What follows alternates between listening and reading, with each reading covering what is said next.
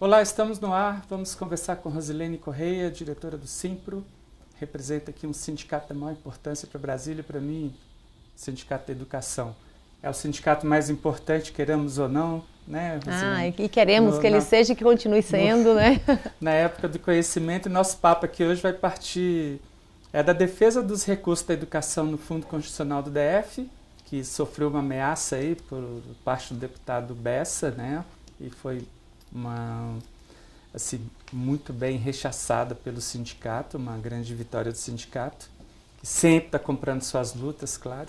E também a lei de diretriz orçamentária. A Câmara Legislativa, para entrar em recesso, agora em julho, tem que votar a LDO. Se não votar, não pode dar uma parada lá, mas sempre eles votam, dão um jeito de votar.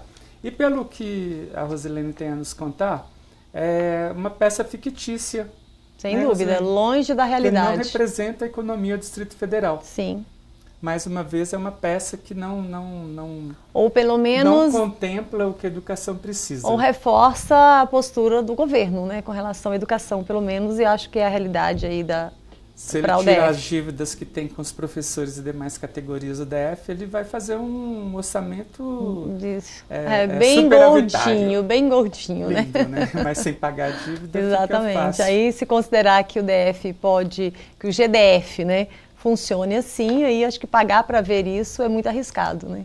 Rosilene, nesse tempo de Copa do Mundo, né, nessa mistura, eu acabei de entrar no site do Simpro, e o Simpro tem lá, em plena Copa do Mundo, o golpista Temer quer vender a Eletrobras, é um patrimônio valiosíssimo do povo brasileiro, por 12 bilhões. Exatamente. Você teve também no Senado Federal lá, com o senador Paulo Paim, na Comissão de Direitos Humanos, falando dos 30 anos da educação e a Constituição, fazendo um nexo. É isso. Quer dizer, a gente, se deixar, a gente vai passar a tarde toda aqui com conversando, certeza. Porque a sua ação e a ação do Simpro na verdade, a educação coisa, né? ela é pauta para todo mundo e por isso também é muito atacada, né? Num momento de golpe como nós estamos, eu sempre digo que a educação foi assim, a primeira a sentir violentamente esse golpe e continua assim. Né? Reforma do ensino médio, a emenda constitucional 95 congelando investimento na educação, saúde, enfim. Os 10% da educação a gente nunca viu. O PIB, o royalties do petróleo, como você falou, a política toda e o que está se insistindo nesse momento é para vender ou pelo menos assim abrir mão do petróleo brasileiro na condição de ser a nossa soberania, né? Porque aquilo que nós temos de maior... A primeira medida do golpe foi tirar o royalties para a educação. Exatamente, né? Alterar as regras da exploração. E hoje está ao contrário, está tirando dinheiro da educação e da saúde para botar no petróleo. Exato, dizer, é uma total... E assim, e com dados, né, Paulo, que comprovam que estávamos no caminho certo, que tudo que estava sendo feito era o caminho acertado para ter resultados a médio e longo prazo para o país e ainda tem gente que não consegue compreender isso, sabe? É você pegar dados e analisar e ver que não há inverdade naquilo. Uma coisa é a gente discutir aqui se houve ou não corrupção na Petrobras. Tem que isolar o debate da corrupção, deixa que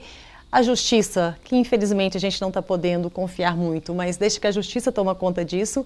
E a outra coisa é a Petrobras como patrimônio brasileiro. É isso que nós não podemos abrir mão. E que tem gente botando tudo no mesmo bolo e achando que pode levar porque é melhor. Empresa, né? É o pré-sal que é o nosso claro, poço de petróleo, exatamente. Né? É quando eu falo isso, assim, é esse todo aí.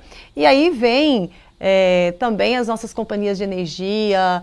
E, enfim, tudo sob ameaça. 6 vinculadas à Eletrobras, né, que eles estão querendo vender Exatamente. R$50 mil cada isso, privatização. é isso. Então, é muito parecido com o que nós sofremos na era FHC, com o sistema de telefonia, com a Vale. Então, assim, a história, infelizmente, se repete. Bem, você que está em casa aí, está nos assistindo pelo Canal 12 na net, né, ou pelo tablet, seu celular, seu iPhone, smartphone e computador, pode estar vendo também aqui pela fanpage do Simpro e já eu vou compartilhar aqui no da Rosilene e também no da TV Comunitária de Brasília. Estou um pouquinho atrasado aqui, mas já a Rosilene vai estar falando mais do que eu aqui, que afinal que é ela que é a entrevistada. Mas né, aqui é uma aqui troca, né? Para dar o recado. É o entrevistador que tem domínio também, então isso é bom, a gente troca. E a Rosilene comanda bem também, se deixar aqui ali a câmera ali, vai se dar super bem, não tem problema nenhum. E a pauta do Simpro tem uma pauta riquíssima aí, né? Tem assembleias amanhã regionais, dia 20, tem Assembleia Geral dia 26 com paralisação, já no mote de luta. E dia 28 tem Assembleia também, mas é uma coisa mais interna, aprovação de contas. Não é interna não, é para toda a categoria participar. O nosso desafio é fazer com que o sindicalizado e a sindicalizada participe. Eu como coordenadora, sindical, eu né? como coordenadora financeira, assim, para mim a glória seria realmente ter uma grande participação, porque a legitimidade e credibilidade da nossa prestação de contas é ter a categoria participando. Então, assim, é questão absoluta mesmo que todos participem. E o nosso desafio é que a gente tivesse uma assembleia gigantesca. Não por desconfiar, mas é para acompanhar mesmo, para conferir, para entender e saber aquilo que eu estou contribuindo está indo para a luta, o meu sindicato está tendo uma gestão responsável com isso e é isso que nós queremos, que as pessoas realmente participem. A Assembleia de Prestação de Contas desse canal aqui, que é uma coisa desse tamanhozinho, que parece um colcinho, não é nem uma formiguinha. Tinha mais de 30 pessoas. Isso, então, é importante isso, né, Paulo? Eu acho que no momento em que a gente vive de tantos ataques, de tanta desconfiança, de achar que tudo é a mesma coisa, mais do que nunca se faz necessário que as pessoas realmente participem, que não fique suspeita nenhuma. Se comprometa financeiramente com a instituição. Exatamente, até para valorizar a sua participação e para também desmontar um pouco, porque nesses momentos tem muitos oportunistas que adoram levantar suspeitas, questionamentos, mas que não vão lá para poder acompanhar e entender como é que a coisa se dá realmente. São contra, ideologicamente, o gasto que se faz. Isso, também tem isso, porque é preciso compreender que uma entidade classista, ela não existe e que assim, a nossa função fim não é somente com a categoria de professores, ela é na luta de classes, e aí há de se entender que outros trabalhadores, movimentos sociais fazem parte disso, é uma disputa ideológica que hoje, mais do que nunca, o país vive essa disputa, né? Uma disputa de classes mesmo. Como uma justiça sequestrada pela elite golpista, né, que prende um Lula. Né? Exatamente. Prova, a principal liderança e que outros estão tendo suas ações, as eleições, se não engavetadas, pelo menos adormecidas, né? E por falar em eleição, nós temos também a pauta, né, principal dessa discussão nossa aqui, que a Rosilene está bem afiada, que é a defesa de uma LDO com a Lei de Diretriz Orçamentária DF, que tenha dentro dela as formas de garantir os direitos dos professores do Distrito Federal, né, Rosilene? Porque isso na verdade... Deixar os deputados distritais lá aprovar uma lei que garanta que não só atenda, o que o governo quer, que não atenda. E é bom registrar, Paulo, nós tivemos o cuidado de apresentarmos sugestões, porque na verdade quem tem o poder da emenda são os parlamentares, então nós passamos essa responsabilidade, nem passamos, porque não é nossa, não cobramos então deles. Ontem estivemos lá no Colégio de Líderes, entregamos as nossas sugestões para que eles assumam esse papel por nós, né? E eles fizeram um compromisso que irão analisar, nos chamarão para um debate mais aprofundado para ver a viabilidade daquilo que a gente coloca aqui na nossa avaliação é perfeitamente viável, principalmente porque a cada dia a gente está assistindo aí, pelo menos sendo noticiado, a mudança financeira do governo, né, de arrecadação. Então, assim, tem um outro cenário. Eu não sei se é porque o governo quer mostrar para a sociedade que o governo está em fase de melhoria, mas o fato é que são números, eu imagino que a imprensa não esteja mentindo com isso, até porque é uma coisa muito séria, né, porque passa informação para a sociedade. E nós apresentamos emendas com a responsabilidade que o Simpro sempre teve para com a sociedade. Então, assim, não são só emendas que garantam os nossos direitos corporativistas, mas também aquilo que é de interesse da população, da nossa comunidade escolar. Então, vai desde mais investimento nas melhorias das escolas, construção de novas escolas onde há necessidade, que nós temos regiões como Itapuã, que precisa de construção urgente, temos escolas a serem reconstruídas aí há muitos anos, como a 425, Escola Clássica 425 Samambaia, inclusive eu trabalhei em 2000 e já era uma situação caótica e ainda hoje não foi reconstruída. Mais professores, né, contratação. E aí mais professores, que é uma coisa que é boa para nós professores, mas que é o atendimento ao aluno. Então o governo havia feito uma previsão de apenas 189 nomeações e nós estamos apontando a necessidade de 2.629 nomeações. Esse número, 89 para 2019 porque nós inteiro? Porque nós temos uma realidade, ainda que a matemática não seja exata, se nós tivermos 3 mil professores aposentados, há uma necessidade de 3 mil nomeações. A gente até concorda com o governo que não é essa matemática tão exata, mas também não pode ser uma discrepância tão grande. Você ter aí mais de 3 mil aposentadorias e dizer que tem uma necessidade só de 189 para suprir essa carência oriunda de aposentadorias. Então é um número também, uma matemática que não bate. E orientadores educacionais, que nós estamos na luta desde 2014, do concurso 2014 para as nomeações, e não acontecem. Nós tivemos apenas 50 nomeações, algo próximo a isso, e a previsão do governo é de apenas mais 5 nomeações de orientadores para o ano que vem, sendo que a gente tem uma necessidade quase que de 1 por escola, assim, de cerca de 600 pelo menos, porque pelo número de alunos que nós temos, há uma necessidade muito maior do que o que se tem hoje na rede. Sem considerar, aliás, considerando principalmente, né, a importância da função do orientador dentro da escola. Então é preciso entender que a qualidade da educação não passa só por ter um professor dentro da sala de aula, mas é toda uma equipe de suporte técnico-pedagógico na escola para que a gente realmente possa desenvolver um bom trabalho. E o orientador faz parte dessa equipe de peso para ter esse bom resultado. E a recepção assim, dos líderes, né, partidários da Câmara Legislativa?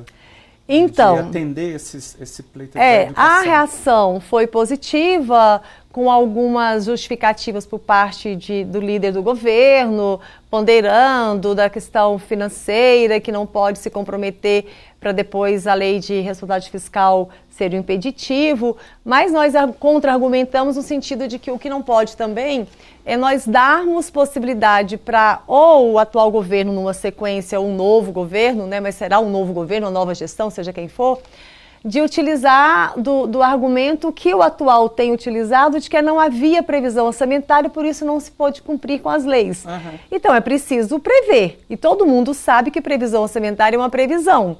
Agora é preciso pelo menos ter um compromisso com essa previsão.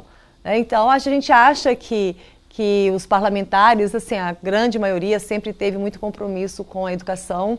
A gente tem uma boa relação na Câmara e eu acho que a gente pode contar com alterações. Mas o secretário de Educação deveria ser o primeiro a apoiar, a defender, né? Com certeza, com certeza. Como que está a posição não, do secretário? Nós não chegamos a discutir diretamente com o secretário, uma vez que se a proposta vem do Executivo, a gente entende que tem um aval do secretário. Então, acho que esse debate tem que dar realmente ali. Está superado, é dentro da Câmara. Então, aí é o apelo que estamos fazendo aos parlamentares para que demonstrem a sua responsabilidade e compromisso com a população de Brasília, que depende da educação pública. Brasília é bom que é uma cidade pequena, né? Pode pegar o deputado na esquina. Né? Você sabe identificar bem de pertinho quem é quem, né? Quem tem compromisso, quem não tem, quem está defendendo essa política, quem não está.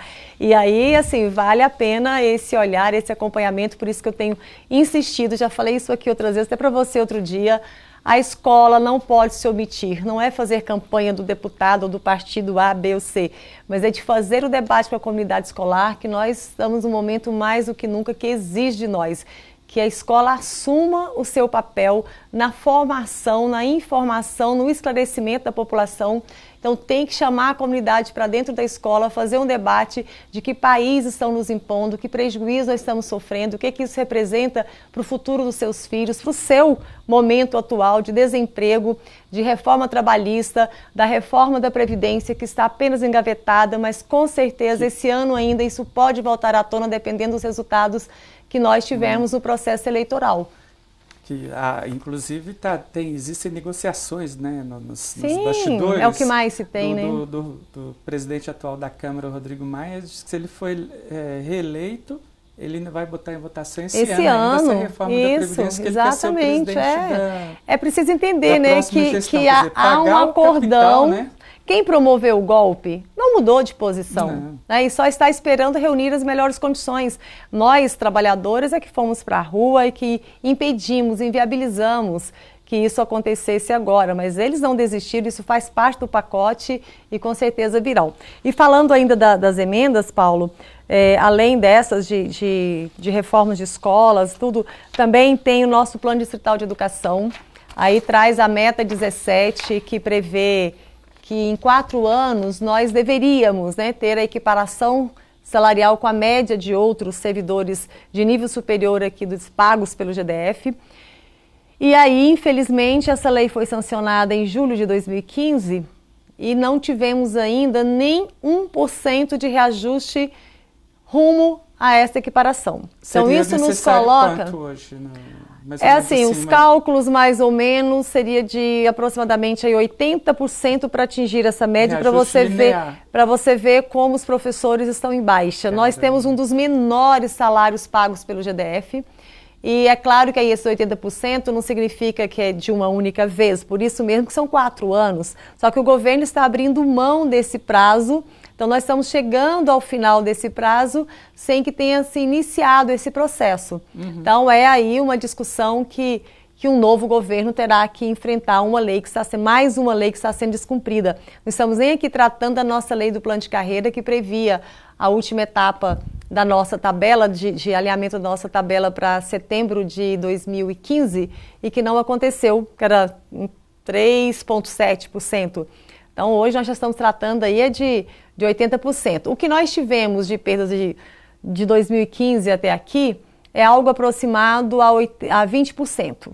Então hoje, digamos que a dívida... ter tido e não para nós estarmos assim, empate com inflação, com INPC, etc. e tal, deveríamos ter hoje, de imediato, 20% a mais. Isso é 19,67, eu acho. Esse 20%. Vai ser assunto do dia 26 na Assembleia? Sim, sem dúvida. É pauta, na verdade, é pauta constante, né? Aí nós temos, além disso, o auxílio alimentação, que não houve nenhuma atualização, digo nem reajuste, atualização também do INPC, que é o que está previsto no decreto do próprio GDF, que deveria ser atualizado todo mês de maio, então uma atualização anual. Não houve nenhuma atualização no atual governo.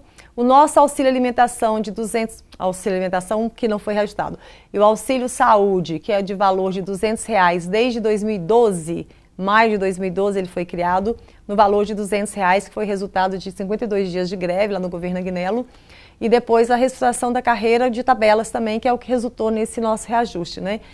E que vale aqui recuperar que o nosso reajuste teve uma oscilação, digamos assim, dependendo da condição de cada um, de 20% até 70% de reajuste. Sim. Que não se concluiu os 70% e os 20% aí, porque a última etapa não foi concluída, né? Mas o auxílio saúde foi criado ali naquele momento como alternativa da greve e nunca houve também nenhuma atualização. Então, desde 2012 que o auxílio saúde permanece no mesmo valor, então, e nós estamos apontando aqui também a atualização para ele. É um cenário explosivo do próximo horrível, governo, né? Mexer com a educação, né? No ano que vem. Exatamente. E vamos voltar um pouquinho uma coisa depois aqui tão alguns legal, estão querendo saber porque eu desisti de ser candidata, né?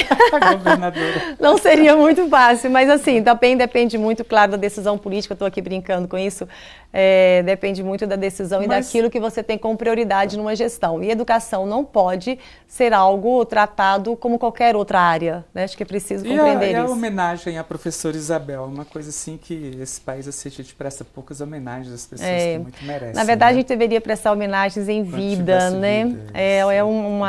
Acho assim, uma falha que a gente comete muito, nunca, né? Mas a família está aí, os amigos, e a Isabel era uma pessoa muito querida, e quem conheceu a Isabel sabe do tamanho do compromisso da Isabel e responsabilidade que ela tinha com essa categoria, em especial com os aposentados, que ela foi quem, digamos assim, foi a mentora da criação da Secretaria de Aposentados do Simpro, e acompanhou isso durante muito tempo da vida dela. Tanto que ela faleceu estando ainda em atuação, a gente percebia que a saúde dela não vinha bem, mas ela não abria mão da atuação e de como ela representava bem essa categoria, e em especial os aposentados e aposentadas. Então, o deputado Vasni teve essa iniciativa, vai ser no Simpro, na segunda-feira, dia 25, todo mundo está convidado a comparecer para prestar essa homenagem. Qual horário lá no Simpro? Às 19 horas lá no Simpro. Estão todos convidados a comparecerem para prestar essa homenagem, né? Muito merecida por tudo que a Isabel foi. Eu costumo dizer assim, É difícil falar da Isabel sem se emocionar, porque ela era alguém que cuidava de todo mundo. É impossível alguém ter passado pela vida da Isabel sem ter se sentido em algum momento muito cuidada e muito amparada por ela. Ela é uma liderança cuidadora. Exatamente, era um zelo pelas pessoas, sabe? A relação humana era muito forte nela, assim. Então, e eu perdi minha mãe já na convivência com ela e ela virou meio que uma mãe. Então, assim, o movimento sindical é muito duro, mas a gente sobrevive a tudo isso porque você se encontra com pessoas como ela. Porque os ataques ao movimento sindical são imensos. Eles inclusive internamente, né? E nas relações com a categoria, tudo muito conflito, a gente não consegue atender a tudo. E muitas vezes as pessoas nos tratam como se, infelizmente, né, isso acontece, não é, ainda bem que não é tanto assim, mas de vez em quando a gente tem também reações que são muito duras, como se nós tivéssemos uma capacidade, uma competência maior do que realmente temos. Nós temos uma baita competência de mobilização, capacidade de mobilização, força de luta, mas nós não somos governo, não temos o poder da caneta, do diário oficial, e às vezes isso se confunde. E o nível de trairagem na política foi tão grande que congelar investimento em educação. E esse momento do país, né, assim, há uma determinação, um projeto de país que é para ferrar mesmo com a classe trabalhadora. Então não é o Simpro. Vamos fazer uma pesquisa. Aqui no DF mesmo, precisa ir muito longe, precisa ir para fora. As 32 categorias estão na mesma condição. Você não tem ninguém que categoria tal foi privilegiada pelo governo. Pelo menos isso esse governo conseguiu, sabe? É não colocar uma categoria contra a outra porque deu esse tratamento horrível de falta de compromisso, de responsabilidade, de desrespeito a todos os servidores, né? É uma coisa assim, não é para se comemorar não, é só uma constatação. E, né? Esse massacre, esse reacionarismo acaba refletindo na sociedade também, que se torna sem dúvida, claro. Né?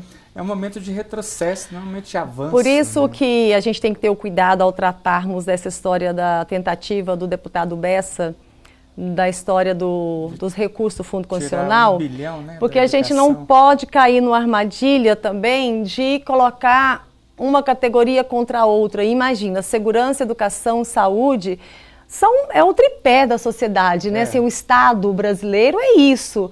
Então, se a gente entrar nessa de divisão entre nós, de disputa entre nós, é o que há de pior que pode acontecer.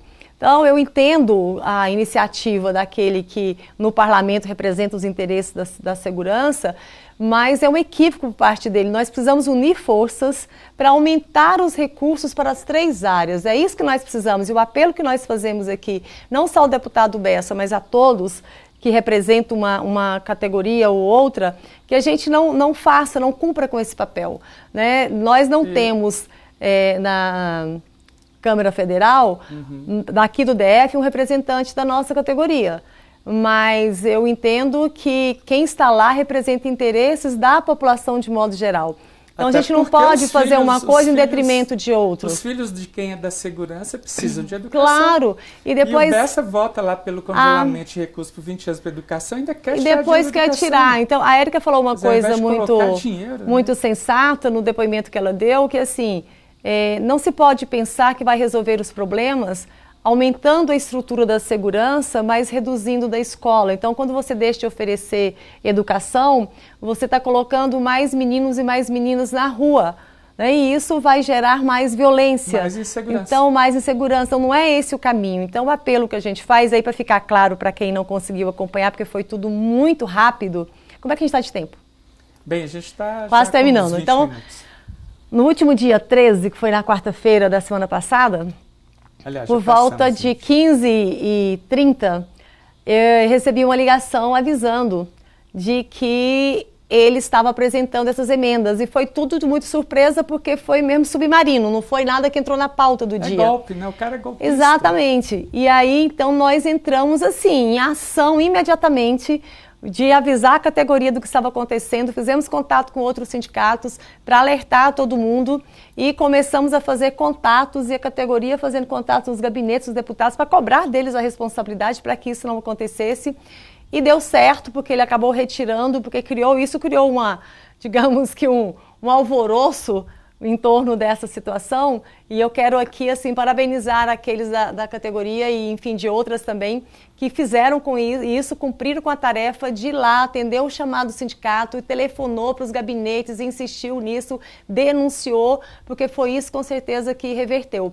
E o que ele pretendia, quando ele fala que era mentira nossa, mentira do governador e tal, na verdade assim, não havia mesmo encaminhamento por parte dele, a emenda não previa retirar 100%, mas o movimento que ele fazia reduzia o que já é pouco, né? Então hoje o que se tem é em torno de 57,48 para a segurança, e aí você tem 21,92 para a saúde, 20,60 para a educação. Com esse movimento ele ia passar de 57 da segurança para 65, e era retirando da educação e da saúde. Então isso iria ter uma redução. Se hoje nós estamos nas condições que estamos, sem receber pecúnia, sem ter reajuste, etc. e tal, com as escolas sem melhorias, você imagina retirando. Segundo o governo, os cálculos disso iria ir aproximar em 1 bilhão de redução. Então é muita coisa. E é o que eu digo, não é tirando de um em detrimento do outro. Nós precisamos de mais para as 3 áreas, sem dúvida. Então é só ele apresentar uma PEC, ele pode, como deputado federal, por que ele não faz isso, né? É golpista, não faz porque não quer. Pode apresentar uma PEC para descongelar os recursos da educação por 20 anos no Brasil. Mas vamos na última pergunta, a gente encerrar o programa, Rosilene, senão a gente poderia até ficar o dia inteiro aqui. Já tem um movimento muito forte na cidade, está muita andança, todo mundo por aí, nas festas juninas principalmente, e nas outras festas, nos bares, tudo, muito pré-candidatos, né? Sim. Estamos em pleno período eleitoral. E qual o seu recado, né, assim, para que Brasília seja mais responsável, né, em termos de eleição?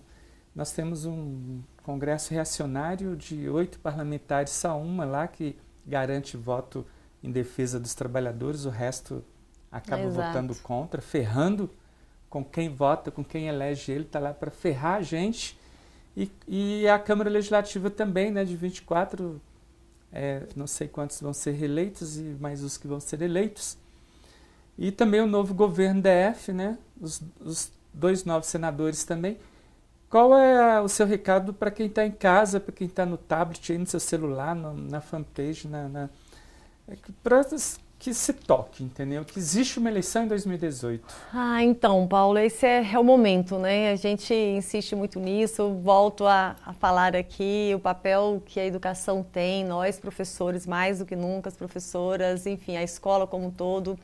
Mas o apelo que eu, Rosilene, como cidadã, faço é que tenhamos esse olhar, que a gente possa se desprender um pouco de tudo isso que a gente está sendo contaminado, né, especialmente pela mídia golpista também.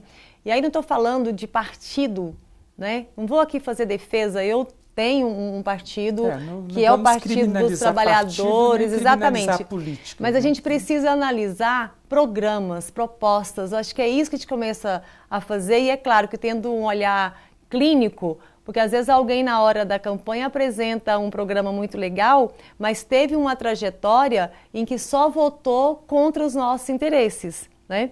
E que você falou muito bem, Brasília está apresentando um perfil mais do que nunca muito conservador. Então isso é um perigo para nós, para a nossa juventude, e aí aqui não é fazer defesa do oba-oba, não, muito pelo contrário, mas é de um país que cada vez exerça mais a sua democracia, que nós possamos ter mais respeito, porque o que está faltando muito é o respeito, essa onda da intolerância que está sendo influenciada, incentivada, o fascismo está posto e Brasília está tendo digamos que uma contribuição muito forte nesse cenário no Brasil. Então, acho que é muito ruim, a capital do Brasil, a gente precisa rever esses conceitos que nós temos aqui. Infelizmente, as pesquisas mostram que Bolsonaro é muito bem aceito em Brasília e é preciso analisar com mais critério quem é essa pessoa, o que essa pessoa defende, que país nós estamos querendo, alguém que defende a ditadura e que tem preconceito à flor da pele, que não respeita a mulher, não respeita o pobre, não respeita o negro. Então, assim, como é que eu quero uma pessoa dessas representando o meu país?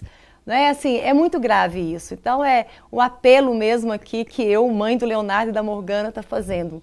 nesse momento. Eu acho que é muito grave o momento que nós estamos vivendo e não dá, principalmente para eu chegar no dia das eleições sem ter feito essa análise e principalmente que eu não posso, e aí vai para a juventude e no voto da brincadeira, da rebeldia, vou votar nisso mesmo porque é tudo a mesma coisa. É muito sério, o seu voto pode fazer toda a diferença e essa diferença infelizmente pode ser para pior. Então vamos ter muita responsabilidade no nosso voto. Responsabilidade com essa democracia que a gente recém criou. Exatamente, né? Que nós nem falamos da história da educação. Aliás, e Constituição dos 30 anos da Constituição, né? 30 aninhos da nossa Constituição. A gente começou a democracia, já houve mais um golpe. Exatamente, então assim, essa sobrevivência, nós agora estamos lutando pela sobrevivência da nossa democracia. Eleitos nós tivemos Collor 1, Fernando Henrique 2 vezes 2, Lula 2 vezes, né? Sim, a Dilma. 5, Dilma 2 vezes 6, golpe. Quer dizer, nem 6 presidentes, né? E é tão engraçado, Paulo, só um comentário dessa história das eleições. De vez em quando eu ouço lá no Facebook do Simpro, eu fico lendo pessoas dizendo que o Temer é vice da Dilma, então não sabe por que a gente está reclamando.